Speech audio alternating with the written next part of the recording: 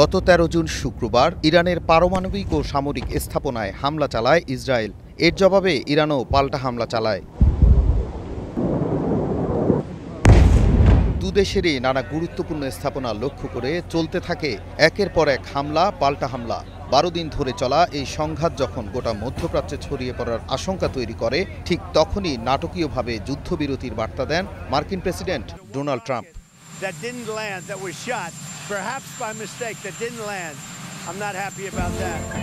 যুক্তরাষ্ট্র ইরানের পারমাণবিক স্থাপনায় হামলা চালানোর ৪৮ ঘণ্টার মধ্যেই কাতারে অবস্থিত মার্কিন ঘাঁটিতে হামলা চালায় ইরান। এরপরই মার্কিন প্রেসিডেন্ট ডোনাল্ড ট্রাম্প এবং তার শীর্ষস্থানীয় কূটনৈতিক কর্মকর্তারা তৎপর হয়ে ওঠেন। তাদের লক্ষ্য ছিল ইরান ও ইসরায়েলের সংঘাত শেষ করার জন্য একটি সমঝোতায় পৌঁছানো।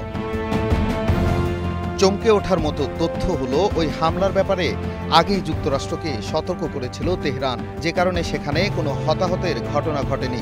বিশ্লেষকদের মতে এটি ছিল ইরানের পক্ষ থেকে একটি বুক রক্ষার হামলা, যার তথ্য আগেই জানিয়ে দিয়েছিল।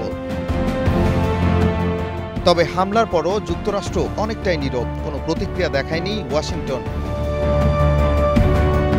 শেষ মুহূর্তে এই নাটকে গুরুত্বপূর্ণ ভূমিকা পালন করে কাতার। কূটনৈতিক সূত্র জানাচ্ছে, দোহা থেকেই হয়েছে যুদ্ধবিরতির মূল উদ্যোগ।